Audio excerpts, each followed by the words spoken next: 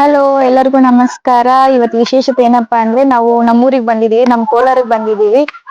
ಇವತ್ತು ಇಲ್ಲಿ ವಿಶೇಷತೆ ಏನಂದ್ರೆ ಎಲ್ಲ ಓಂ ಶಕ್ತಿ ಮಾಲೆ ಹಾಕೊಂಡು ದೇವಸ್ಥಾನಕ್ಕೆ ಹೊರಟಿದ್ದಾರೆ. ನಾನು ಸಹ ಓಂ ಶಕ್ತಿ ಮಾಲೆ ಹಾಕ್ತಿದ್ದೀನಿ. ಸೊ ಫಸ್ಟ್ ಟೈಮ್ ನಾನು ಮಾಲೆ ಹಾಕ್ತಿರೋದು.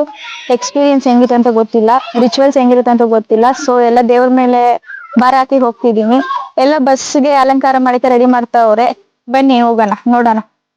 ನೋಡಿ, ಎಲ್ಲ ಶಕ್ತಿಗಳು ಸೇರಿ ಬಸ್ಗೆ ಅಲಂಕಾರ ಮಾಡಕ್ಕೆ ರೆಡಿ ಮಾಡ್ತಾವ್ರೆ.